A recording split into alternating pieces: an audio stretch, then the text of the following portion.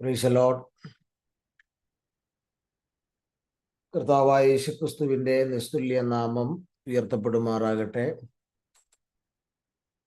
മനോഹരമായിട്ടുള്ള നല്ല ഈ പ്രഭാതത്തിൽ ഒരു പ്രാവശ്യം കൂടെ കർത്താവിൻ്റെ വചനവുമായി നിങ്ങളെ അഭിസംബോധന ചെയ്യാൻ കഴിയുന്നതിൽ വളരെ സന്തോഷിക്കുന്നു.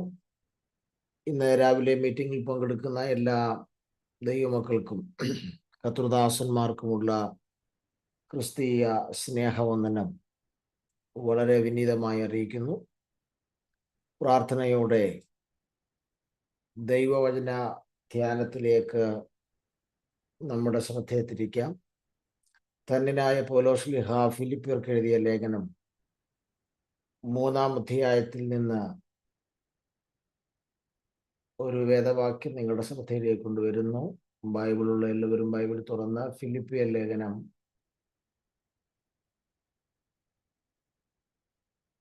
3-ാം അധ്യായത്തിൻ്റെ 3-ാമത്തെ വാക്യം നമുക്ക് ശ്രദ്ധിക്കാം.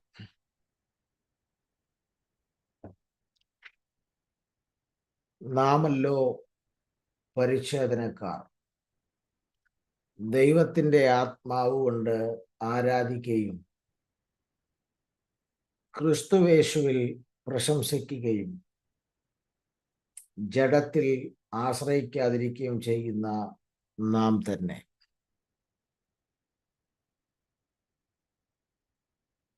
പൗലോസ് ശ്ലീഹായുടെ 14ഓളം ലേഖനങ്ങൾ പുതിയ നിയമത്തിൽ നമുക്ക് ലഭിച്ചിട്ടുണ്ട്. അതിൽ കാരാഗ്രഹ ലേഖനം എന്നറിയപ്പെടുന്ന ലേഖനങ്ങളിൽ ശ്രദ്ധേയമേറിയ ഒരു ലേഖനമാണ് ഫിലിപ്പിയ ലേഖനം. പൗലോസിന് ഫിലിപ്പിയ സഭയുമായിട്ടുണ്ടായിരുന്ന ഹൃദയബന്ധം അത് അത്ര ശ്രേഷ്ഠമായ ബന്ധമാണ്. താൻ വിവിധ സ്ഥലങ്ങളിൽ സഭ സ്ഥാപിച്ചിട്ടുണ്ടെങ്കിലും ഫിലിപ്പിയ സഭയുടെ സഭാസ്ഥാപനത്തിനു വേണ്ടി കാരാഗ്രഹവാസം വരെ തനിക്ക് അനുഭവിക്കേണ്ടി വന്നു.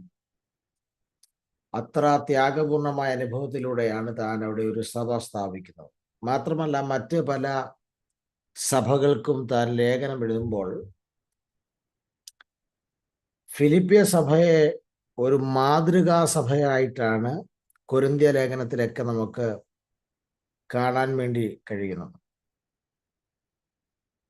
അപ്പോൾ എന്തുകൊണ്ടും വളരെ മാതൃകയുള്ള, അനുകരിക്കാൻ കൊള്ളാവുന്ന ഒരു സഭയാണ് ഫിലിപ്പിയ സഭ എന്നുള്ളത് വ്യക്തമായി മനസ്സിലാക്കാൻ കഴിയുന്നു. അതുമാത്രമല്ല, ഈ ലേഖനം നമ്മൾ പരിശോധിച്ചാൽ 4 അധ്യായത്തിലും ക്രിസ്തു കേന്ദ്രീകൃതമായിട്ടാണ് പൗലോസ് ഫിലിപ്പി ലേഖനത്തെ എഴുതി ചിട്ടപ്പെടുത്തിയിരിക്കുന്നത്. ഓരോ അധ്യായത്തിലും ക്രിസ്തു തനിക്ക് ആരെന്നുള്ളത് താൻ വളരെ വ്യക്തമായി വിശദീകരിക്കുന്നുണ്ട്. സ്തോത്രം. നമ്മൾ വായിച്ച വാക്യത്തിലേക്ക് വരുമ്പോൾ 3-ാം അധ്യായത്തിൻ്റെ 3-ാം വാക്യത്തിൽ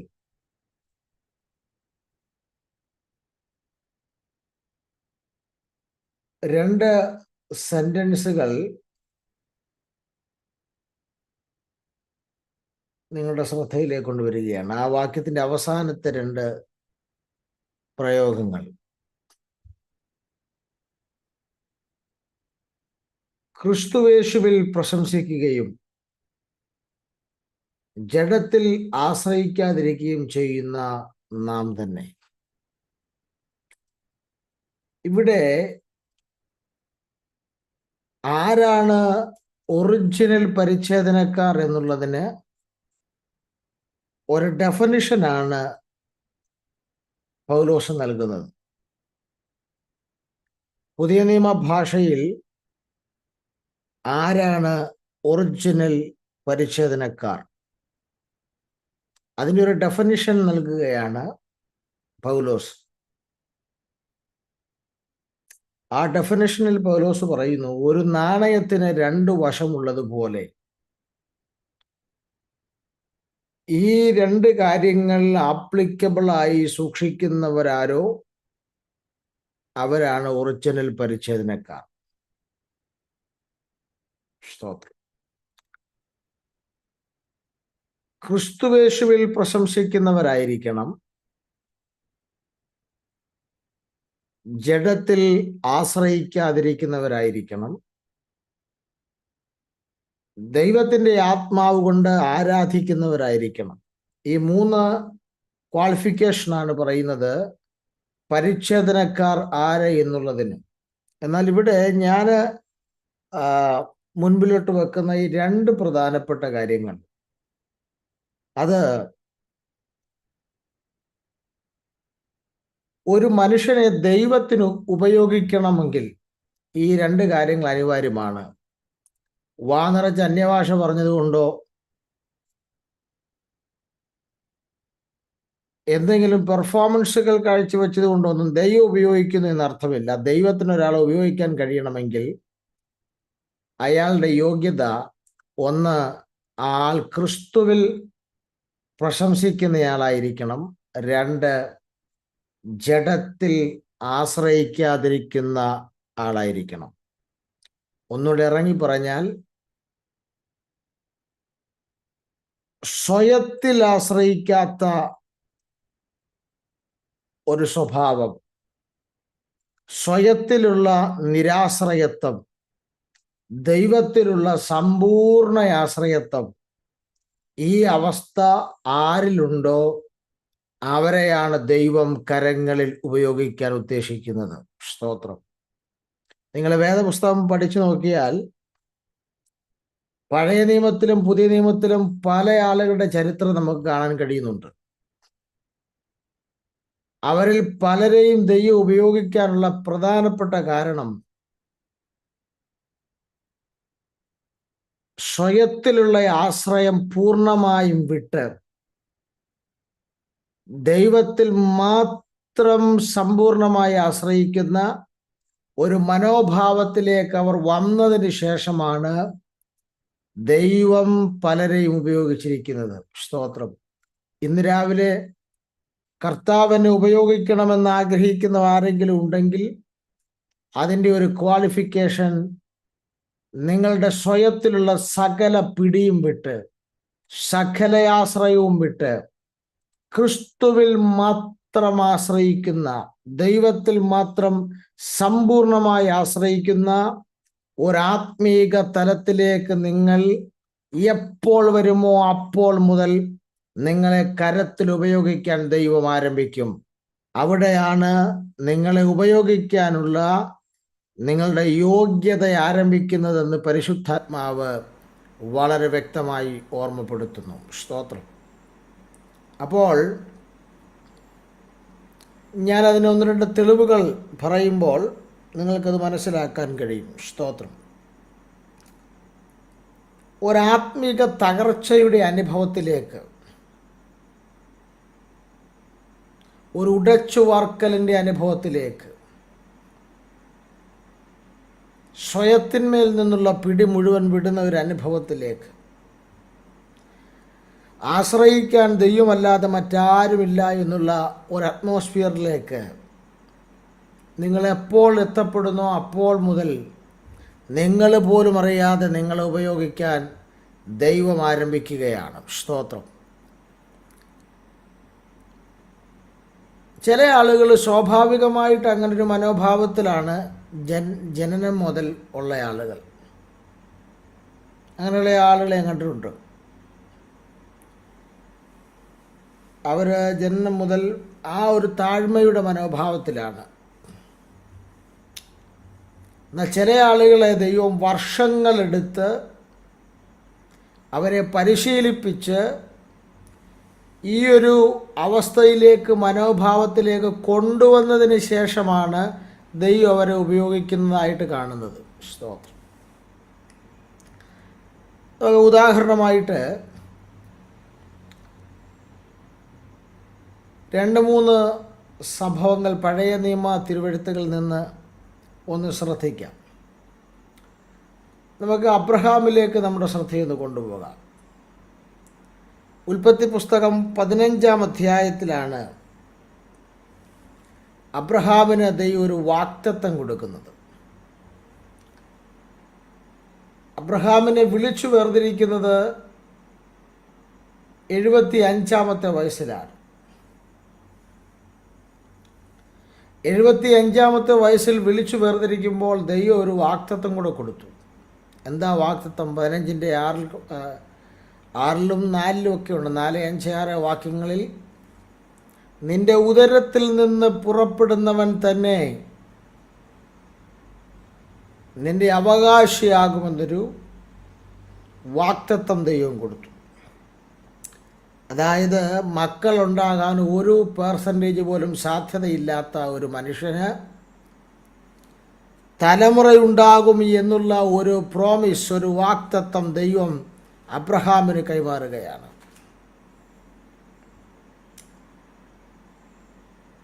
അബ്രഹാം അത് വിശ്വസിച്ചു എന്നും അതവന് നീതിയായി കണക്കിട്ടെന്നും 15-ന്റെ 6-ൽ പറയുന്നുണ്ട്. സ്തോത്രം.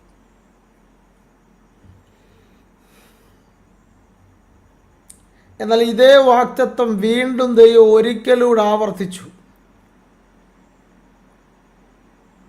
അത് നിങ്ങൾക്ക് 17-ാം അധ്യായത്തിൽ കാണാൻ കഴിയുന്നുണ്ട്.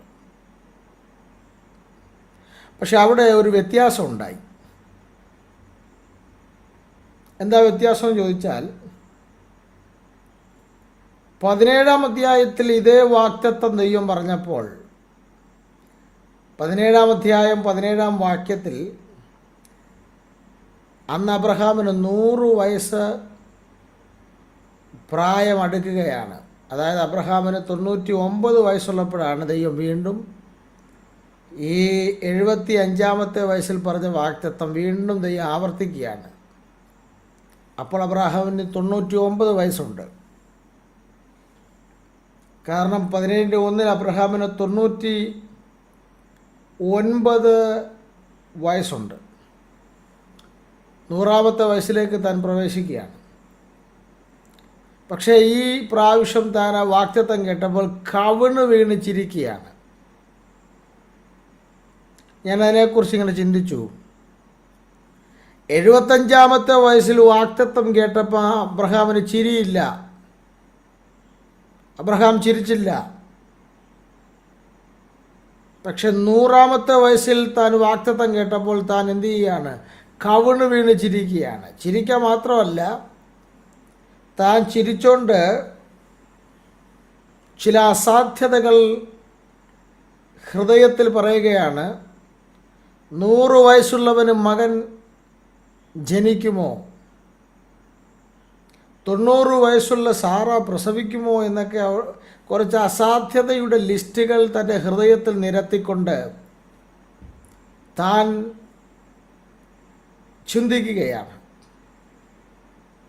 ഞാൻ ഈ ഭാഗം ഒന്ന് ശ്രദ്ധിച്ചു. എന്താണ് ഈ 75-ാമത്തെ വയസ്സിൽ ഇദ്ദേഹം ഈ വാഗ്ദത്തത്തിൽ വിശ്വസിച്ചെന്നാണ് എഴുതിയിരിക്കുന്നത്. അദ്ദേഹത്തിന് ചിരിയില്ല. പക്ഷെ 100-ാം വയസ്സിലോട്ട് താൻ കയറുമ്പോൾ താൻ അതേ വാഗ്ദത്തം വീണ്ടും കേട്ടപ്പോൾ കവിണ് വീണ് ചിരിക്കുകയാണ്. ഞാൻ ഇതിനെക്കുറിച്ച് ചില ബൈബിൾ സ്കോളേഴ്സിൻ്റെ അഭിപ്രായങ്ങൾ ശ്രദ്ധിച്ചപ്പോൾ ഭൂരിഭാഗം വേദശാസ്ത്രജ്ഞന്മാരും ഇതിനെക്കുറിച്ച് പറയുന്നത് 75-ാമത്തെ വയസ്സിൽ താൻ ചിരിക്കാഞ്ഞതിൻ്റെ കാരണം അബ്രഹാമിനൊരു നല്ല സെൽഫ് കോൺഫിഡൻസ് ഉണ്ടായിരുന്നു. കാരണം നമ്മുടെ പോലല്ല അബ്രഹാമിൻ്റെ പ്രായം. അദ്ദേഹം എനിക്ക് തോന്നുന്നു 175 വയസ്സോളം അങ്ങാണ്ട് ജീവിച്ചെന്നുള്ളതാണ് എൻ്റെ ഒരു ഓർമ്മ. സ്തോത്രം. അങ്ങനെ വെച്ച് നോക്കിയാൽ 175 വയസ്സ് വരെ ജീവിച്ചൊരു മനുഷ്യന് 75-ാമത്തെ വയസ്സെന്നൊക്കെ പറഞ്ഞാൽ യൗവനത്വമാണ്. നമുക്ക് 75-ാമത്തെ വയസ്സെന്ന് പറഞ്ഞാൽ പിന്നെ വിസ വരാൻ സമയമായെന്നുള്ളതിൻ്റെ ഏകദേശ തെളിവുകൾ അടുക്കുകയാണ്. അദ്ദേഹത്തിന് അത് യൗവനത്വമാണ്. അപ്പം അദ്ദേഹം ആ 75-ാം വയസ്സിൽ ചിരിക്കാഞ്ഞതിൻ്റെ കാര്യം അദ്ദേഹം ഭയങ്കര സെൽഫ് കോൺഫിഡൻസിലായിരുന്നു എന്നാണ് വേദചിന്തകന്മാർ പറയുന്നത്. എന്ന് പറഞ്ഞാൽ ഒറ്റ വാക്കിൽ പറഞ്ഞാൽ സ്വയത്തിൽ ആശ്രയിച്ചിരുന്ന ഒരു കാലമാണത്.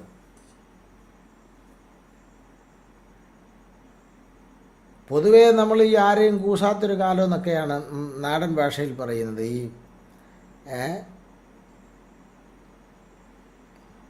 എനിക്ക് ആരെയും മൈൻഡ് ചെയ്യേണ്ട ആവശ്യമില്ല, എന്നെ ആരും സഹായിക്കേണ്ട കാര്യമില്ല, എനിക്ക് അധ്വാനം ജീവിക്കാൻ അറിയാമെന്നൊക്കെ ആളുകൾ ചിന്തിക്കുന്നൊരു കാലമാണ്. എന്താണ് അബ്രഹാമേ 75-ാമത്തെ വയസ്സിൽ ഇത്ര സെൽഫ് കോൺഫിഡൻസ്? അബ്രഹാം പറയും, ഈ ദൂത് നടക്കാനുള്ള സാധ്യതയുണ്ട്. കാരണം ദൈവം എൻ്റെ കൂടെ ഉണ്ടെങ്കിൽ ഞാനും കൂടെ ഒന്ന് മനസ്സ് വെച്ചാൽ ഈ കാര്യം നടക്കാവുന്ന വിഷയമേ ഉള്ളൂ. ഇതാണ് നമ്മുടെ സെൽഫ്. ചിലർ, ഞാൻ ഡയറക്റ്റ് കേട്ടിട്ടുണ്ട് ചിലർ പറയുന്നത്, ദൈവം എൻ്റെ കൂടെ ഉണ്ടെങ്കിൽ ഞാനൂടെ ഒന്ന് മനസ്സ് വെച്ചാൽ മതി, ഇത് ഉറപ്പായി സംഭവിക്കാത്ത കാര്യമുള്ളൂ, അതിന് വലിയ അതിശയോക്തിയൊന്നും ഇതിനകത്തില്ല.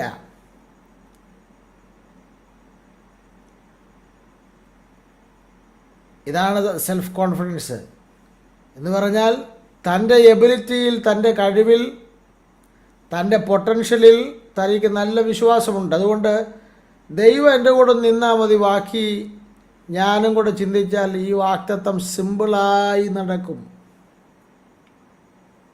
അതാണ് 75-ാമത്തെ വയസ്സിൽ ഒരു സ്വയത്തിലുള്ള ആശ്രയം, ഒരു സെൽഫ് കോൺഫിഡൻസ് അബ്രഹാമിൽ വന്നു. പക്ഷെ 100-ാമത്തെ വയസ്സിൽ വരുമ്പോൾ ആ സെൽഫ് കോൺഫിഡൻസ് ഇപ്പോൾ ഇല്ല അബ്രഹാമിൽ. കഴിഞ്ഞ 25 വർഷങ്ങൾ കൊണ്ട് തനിക്ക് നഷ്ടപ്പെട്ടത് തൻ്റെ സ്വയത്തിലുള്ള ആശ്രയമാണ്. വാക്തത്വം നടക്കാൻ ദൈവം മനഃപൂർവ്വം കാലതാമസം വരുത്തിയതല്ല അബ്രഹാമേ. പിന്നെ നിൻ്റെ ആ സ്വയത്തിലുള്ള പിടി വിട്ടാൽ മാത്രമേ നിൻ്റെ കരങ്ങളിലേക്ക് ചിലത് നീ ഏറ്റുവാങ്ങാൻ കഴിയൂ. ഇപ്പോൾ അബ്രഹാം പറയുകയാണ്, ഇപ്പോൾ തനിക്കൊരു 1% പോലും സെൽഫ് കോൺഫിഡൻസ് ഇല്ല, സ്വയത്തിൽ ആശ്രയമില്ല എന്നുള്ളതിൻ്റെ തെളിവാണ്. അബ്രഹാം കവിണ് വീണ് ചിരിച്ചുകൊണ്ട് ദൈവത്തോട് ഹൃദയത്തിൽ ചോദിക്കുകയാണ്, ഈ 100 വയസ്സുള്ളവന് മകൻ ജനിക്കുമോ?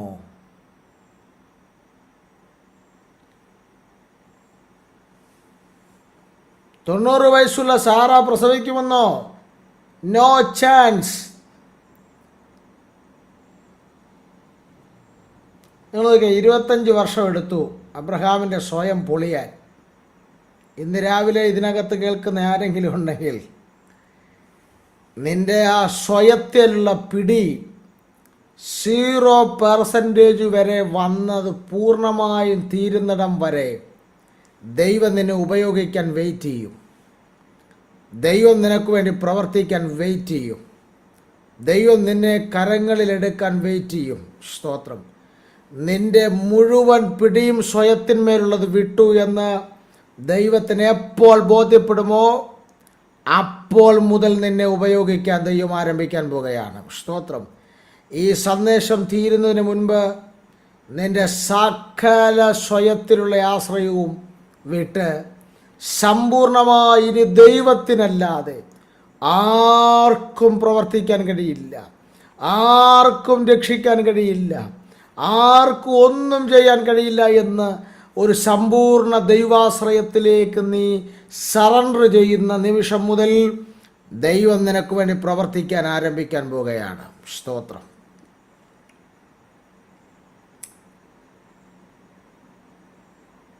ഒരു കാര്യം വളരെ വ്യക്തമാണ്, നമ്മുടെ പല വിടുതലിൻ്റെയും തടസ്സം നാം തന്നെയാണ്. നമ്മുടെ ജഡത്തിലുള്ള ആശ്രയവുമാണ്, നമ്മുടെ സ്വയത്തിന്മേലുള്ള ആശ്രയമാണ്. ഇന്ന് രാവിലെ അതിനോട് ഗുഡ് ബൈ പറയാൻ തയ്യാറായാൽ പരിശുദ്ധാത്മാവ് ചിലരെ ഉപയോഗിക്കാൻ ആരംഭിക്കുകയാണ്. ഈ അബ്രഹാമിൻ്റെ തന്നെ കൊച്ചുമകൻ യാക്കോബിൻ്റെ ചരിത്രം നമുക്ക് വളരെ വ്യക്തമാണ്. സ്തോത്രം. യാക്കോബിനെ അറിയാൻ മേലാത്ത ആരുമില്ല. ഗർഭപാത്രത്തിൽ വെച്ച് തന്നെ അനുഗ്രഹിക്കപ്പെടുമെന്ന് ദൂത് പ്രാപിച്ചവനാണ് യാക്കോബ്. ഗർഭത്തിൽ വെച്ച് തന്നെ മൂത്തവൻ ഇളയവനെ സേവിക്കുമെന്നും ഗർഭത്തിൽ വെച്ച് തന്നെ അനുഗ്രഹം ലഭിക്കുമെന്ന് ദൂത് കേട്ടവനാണ് യാക്കോബ്.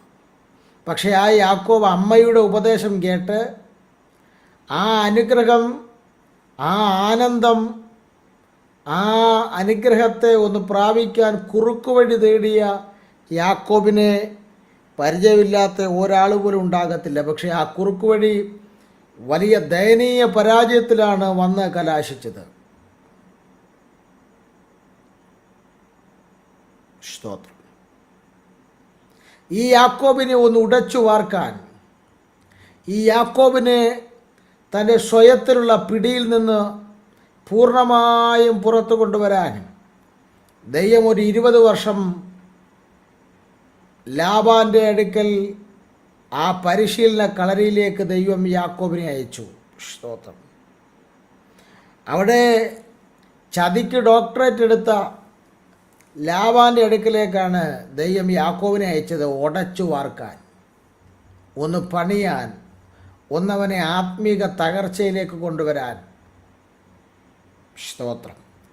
യാക്കോബിൻ്റെ സ്വയത്തിന്മേലുള്ള ആശ്രയം മുഴുവനൊന്ന് വിടാൻ ദൈവം ചില സാഹചര്യങ്ങളെ ഒരുക്കി കൊടുത്തു. ഞാൻ മുമ്പേ പറഞ്ഞില്ലേ, സ്വാഭാവികമായി ചിലർ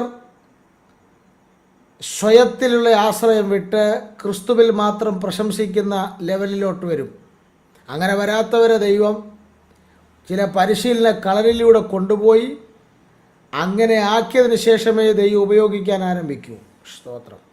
ഇവിടെ അതിനുവേണ്ടി യാക്കോബിനെ അങ്ങനെ ആക്കിയെടുക്കാനുള്ളൊരു പരിശീലന കളരിയാണ് ലാബാൻ്റെ അടുക്കൽ. സ്തോത്രം.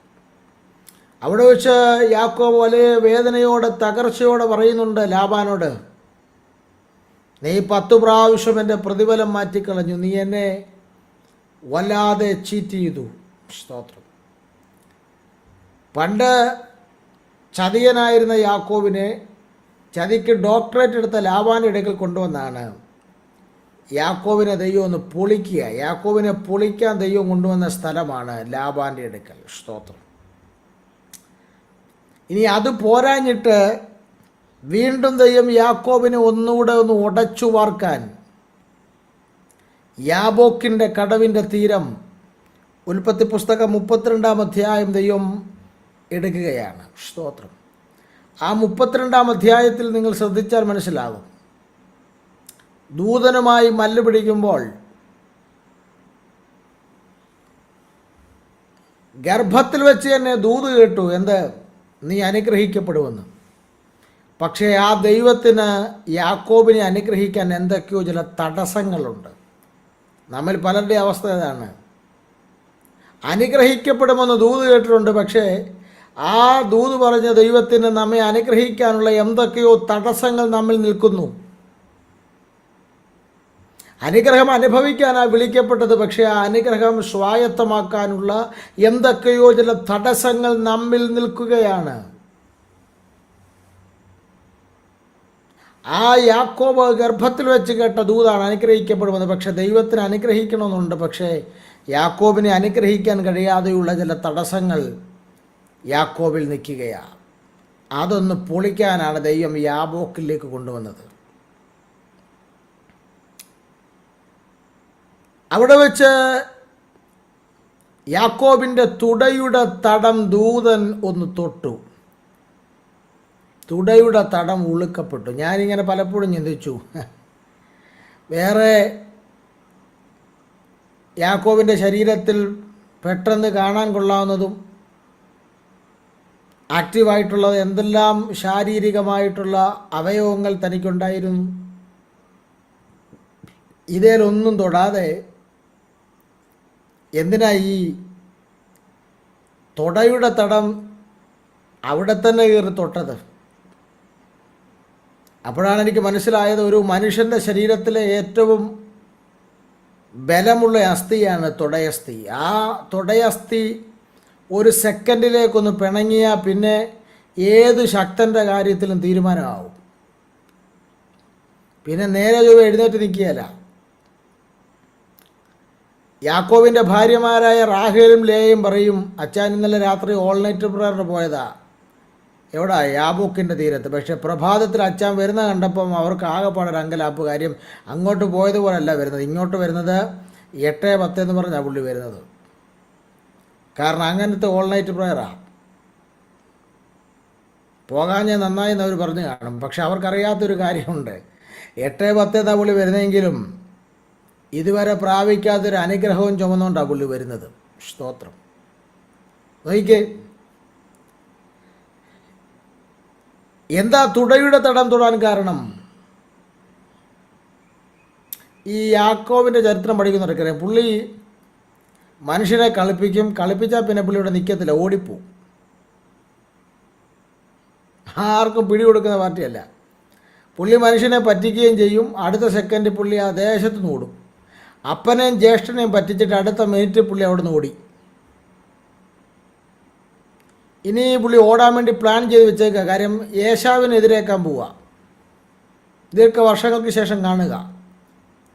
അപ്പോൾ അഥവാ ഏശാവ് തനിക്കെതിരെയാണെങ്കിൽ ഓടി രക്ഷപ്പെടാനുള്ള സമയം കിട്ടാൻ വേണ്ടി ആദ്യം തനിക്ക് ഇഷ്ടമല്ലാത്ത ഭാര്യ ലേയെയും മക്കളെയൊക്കെ ഏറ്റവും മുൻപ് നിർത്തി. ഏശാവ് ആക്രമിക്കുകയാണെങ്കിൽ അവരെ ആക്രമിച്ചോട്ടെന്ന് ഓർത്ത് മുന്നിൽ നിർത്തി. അപ്പോൾ അവരെ ആക്രമിക്കുന്ന സമയത്ത് തനിക്ക് ഓടി രക്ഷപ്പെടാനുള്ള എല്ലാ പരിപാടിയും പ്ലാനും ഒക്കെ പുള്ളി സെറ്റ് ചെയ്ത് വെച്ചിട്ട് അടുത്ത ഓട്ടത്തിന് റെഡിയാകുമ്പോഴാണ് ദൈവം തുടയുടെ തടം കയറി തൊട്ടത്. യാക്കോബേ, ഇനി നീ എങ്ങനെ ഓടും? മതിയെന്ന്, നീ ഇങ്ങനെ ഓടിക്കളിച്ചത് മതിയെന്ന്. ഓടാൻ കഴിയാത്ത ലെവലിൽ ദൈവം അങ്ങ് പൂട്ടി. സ്തോത്രം. ചിലരെയൊക്കെ ദൈവം അങ്ങ് അടപടലം പൂട്ടിക്കളയും. നീ ഇനി എങ്ങോട്ട് ഓടാനാ? സ്തോത്രം.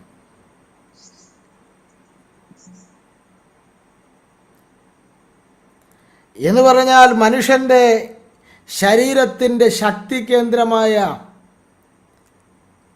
മനുഷ്യൻ്റെ ശരീരത്തിൻ്റെ ശക്തി സ്രോതസ്സായ തൊടയുടെ അസ്ഥി ദൈവം ഉളുക്കി. ആത്മാവ് വളരെ വ്യക്തമായി പറയുന്നു, നിൻ്റെ ചില സ്ട്രോങ് പോയിന്റുകളെ ദൈവം കയറി തൊടാൻ പോകുകയാണ്.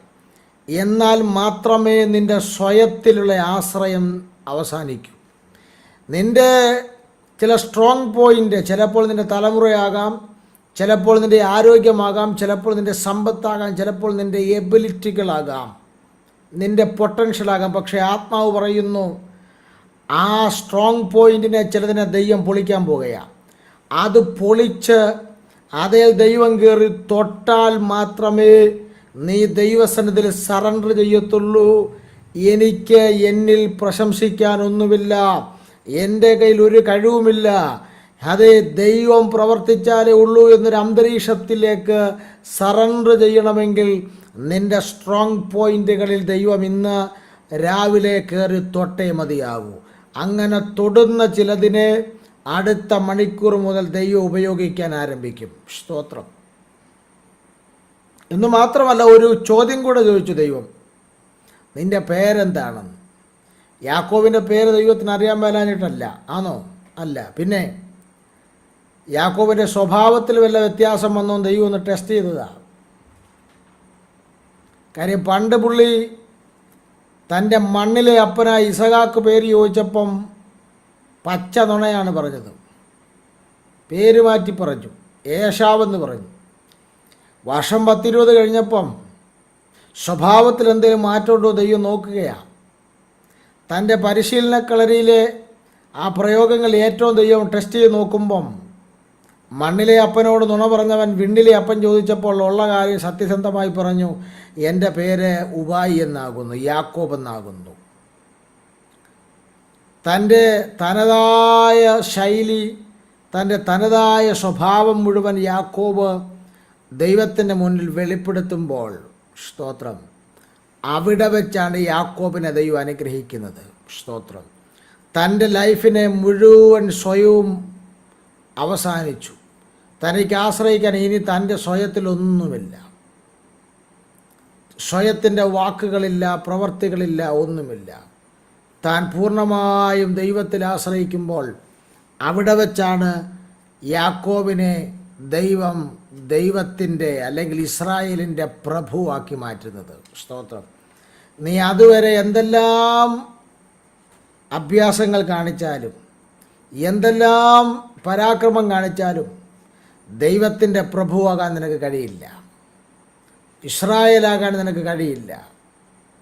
ഇസ്രായേലാകണമെങ്കിൽ ദൈവത്തിൻ്റെ പ്രഭുവായി തീരണമെങ്കിൽ സ്തോത്രം, നിൻ്റെ സ്വയത്തിൻ്റെ ആശ്രയം വിട്ട് നിൻ്റെ സകല പ്രശംസയും ഉടച്ച് ദൈവത്തിൽ മാത്രം പ്രശംസിക്കുന്ന ഒരന്തരീക്ഷത്തിലേക്ക് നീ എപ്പോൾ വരുമോ അപ്പോൾ മുതലാണ് നിന്നെ അനുഗ്രഹിക്കാം ദൈവം ആരംഭിക്കുന്നത്. ഇന്ന് രാവിലെ ഈ സന്ദേശം അവസാനിക്കുമ്പോൾ ഒരു ഹൃദയ തകർച്ചയോടെ എനിക്ക് ഒരു കാര്യം എൻ്റെ ലൈഫിൽ ഒരു 1% കാര്യം പോലും എനിക്ക് പ്രശംസിക്കാനില്ല അതെ എന്ന് പറഞ്ഞ് ഒന്ന് തകരാൻ, ഒന്ന് ഉടയപ്പെടാൻ, ദൈവത്തിൽ മാത്രം ആശ്രയിക്കുന്നൊരു മനോഭാവത്തിലേക്ക് വരാൻ നിങ്ങൾ തയ്യാറാകുമെങ്കിൽ ദൈവം നിന്നെ അനുഗ്രഹിക്കാൻ ആരംഭിക്കുമെന്ന് പരിശുദ്ധാത്മാവ് വളരെ വ്യക്തമായി ചിലരോട് ഇടപെടുന്നു.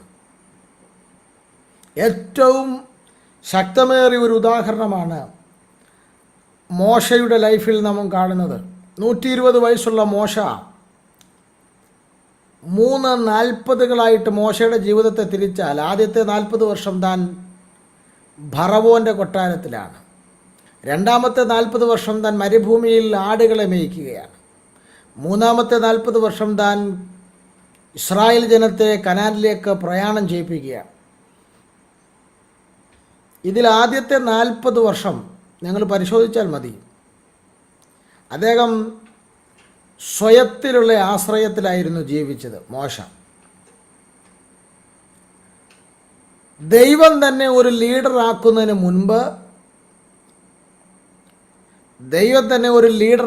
മുമ്പ് സ്വയം ലീഡർ ചമഞ്ഞ്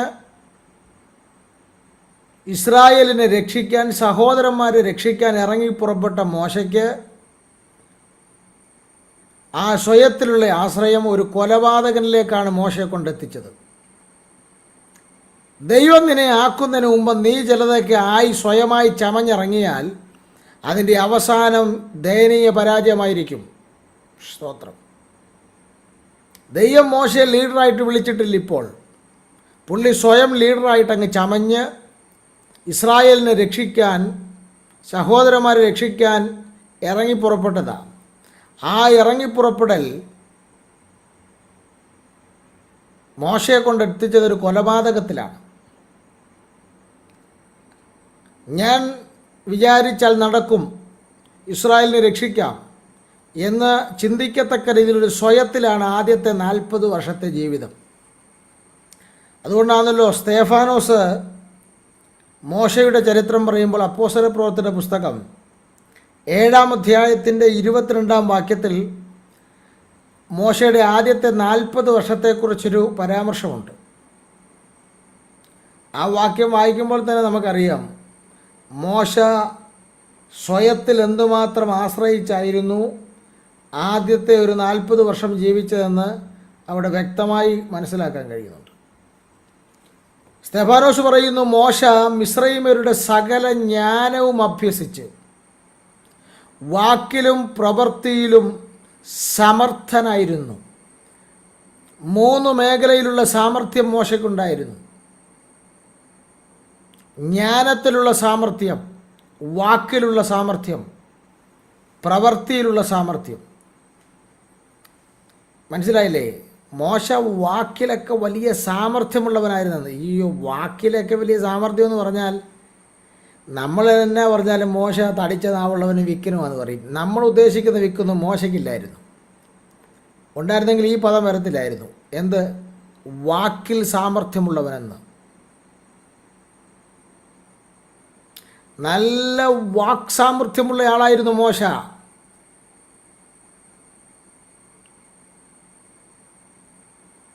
ആ വാക് സാമർഥ്യം കൊണ്ടാണ് തൻ്റെ ജനത്തെ രക്ഷിക്കാൻ താൻ ഇറങ്ങിയത്. അതാണ് ദയനീയ പരാജയത്തിലേക്ക് മോശയെ കൊണ്ട് എത്തിക്കുന്നത്. സ്തോത്രം. പക്ഷെ നിങ്ങൾ അടുത്ത 40 വർഷം നോക്കിക്കേ. മരുഭൂമിയിൽ മോശയെ ദൈവം ഒറിജിനൽ ലീഡറാക്കാൻ വിളിക്കുന്ന ഭാഗം നിങ്ങൾ ശ്രദ്ധിച്ചാൽ മതി. ഹോരേബിൻ്റെ അടിവാരത്തിൽ ദൈവം മോശയോട് പറഞ്ഞു, ഞാൻ എൻ്റെ ജനത്തിൻ്റെ നിലവിളി കണ്ടു, ഞാൻ അവരുടെ കരച്ചിൽ കേട്ടിരിക്കുകയാണ്, ഞാൻ അവരുടെ കഷ്ടതകൾ കാണുകയാണ്, നീ അവരെ രക്ഷിക്കാൻ പോകണം. മോശ പറയുന്ന ചില സ്റ്റേറ്റ്മെൻ്റ് ഉണ്ട്. നിവർത്തിയുണ്ടെങ്കിൽ എന്നെ അയക്കരുത്. തൻ്റെ സഹോദരനെ ചൂണ്ടിക്കാണിക്കുക, അദ്ദേഹത്തെ അയക്കണം. എന്നിട്ട് മോശ തൻ്റെ ചില അയോഗ്യതകൾ പറയുകയാണ്. എനിക്ക് നല്ല നാവില്ല, എനിക്ക് നല്ല വാക്കുമില്ല, ഞാൻ തടിച്ചവനും തടിച്ച നാവുള്ളവനും വിക്കനുമാകുന്നു. നോക്കിക്കേ, ആദ്യത്തെ 40 വർഷം കഴിവുണ്ടായിരുന്നു, നല്ല സാമർഥ്യമുള്ള വാക്കുമായി ഇറങ്ങിത്തിരിച്ച മോശ ഇപ്പോൾ പറയുന്നു തനിക്ക് ഒരു കഴിവുമില്ല.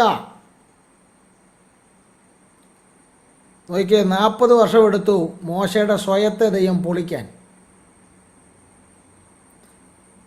വാക്സാമർഥ്യത്തിൽ നടന്നൊരു മനുഷ്യൻ ഇപ്പോൾ പറയുന്നു എനിക്ക് യാതൊരു വാക്സാമർഥ്യവുമില്ല, എൻ്റെ നാവ് തടിച്ച നാവാണ്, എനിക്ക് നല്ലൊരു വാക്കുപോലും പറയാൻ അറിയില്ല, എനിക്ക് നല്ലൊരു നാക്കുപോലുമില്ല. തൻ്റെ കഴിവുകേടുകൾ എപ്പോൾ മോശ നിരത്തിയോ അപ്പോൾ മുതൽ മോശയെ ഉപയോഗിക്കാൻ ദൈവം തുടങ്ങുകയാണ്. സ്തോത്രം. നീ ദൈവസന്നിധിയിലേക്ക് വരുമ്പം നീ ചെയ്ത കുറേ കാര്യം പറയാതെ നിൻ്റെ അയോഗ്യതകൾ ദൈവത്തോട് പറഞ്ഞ്, ഇത്രയും അയോഗ്യതകൾ എനിക്കുണ്ടായിട്ടും എന്നെ ഉപയോഗിക്കാൻ അങ്ങക്ക് മനസ്സ് തോന്നിയല്ലോ എന്ന് പറഞ്ഞ് ഹൃദയം ഒന്ന് പൊട്ടി തകരാൻ നിനക്ക് കഴിയുമെങ്കിൽ ദൈവം നിന്നെ ഈ 2025 അതിശക്തമായ മൂർച്ചയുള്ള ആയുധമാക്കി ദൈവം തീർക്കാൻ പോകുകയാണ്. സ്തോത്രം. നിങ്ങളൊന്ന് ഓർത്ത് വയ്ക്കേ, മൂന്നാമത്തെ 40 വർഷം മോശ മരുഭൂമിയിലൂടെ ഇസ്രായേലിനെ കൊണ്ടുപോകുമ്പം ഞാൻ ആ 40 വർഷത്തെ കണ്ട എന്താണെന്നറിയാമോ? രണ്ടാമത്തെ 40 വർഷം കഴിവില്ലെന്ന് പറഞ്ഞ മോശയെ എങ്ങനെയൊക്കെ ഉപയോഗിക്കാമെന്ന്, കഴിവില്ലെന്ന് പറഞ്ഞ ആ മോശയിലൂടെ എന്തെല്ലാം ചെയ്യാൻ കഴിയുമെന്ന് ദൈവം തെളിയിച്ചതാണ് മൂന്നാമത്തെ 40 വർഷം. മനസ്സിലായില്ലേ? ചെങ്കടൽ പിളർന്നതും മാറയെ മധുരമാക്കിയത് ഉൾപ്പെടെയുള്ള അത്ഭുതങ്ങളുടെ ഒരു പരമ്പര എന്താണെന്നറിയാമോ? എനിക്ക് കഴിവില്ല, എനിക്ക് നല്ല ഒരു നാക്കില്ല, ഒരു നല്ല വാക്കില്ല, എന്നെ കൊള്ളുകയില്ല, എനിക്ക് ഒരു കഴിവുമില്ലെന്ന് പറഞ്ഞ് ആ സ്വയത്തിലുള്ള മുഴുവൻ പിടിയും വിട്ട, തൻ്റെ കഴിവുകേടുകൾ മാത്രം ദൈവസന്നിധിയിൽ നിരത്തിയ ആ മനുഷ്യനെ കൊണ്ട് എന്തെല്ലാം ചെയ്യാൻ കഴിയുമെന്ന് ദൈവം തെളിയിച്ചതാണ് അടുത്ത 40 വർഷം. സ്തോത്രം.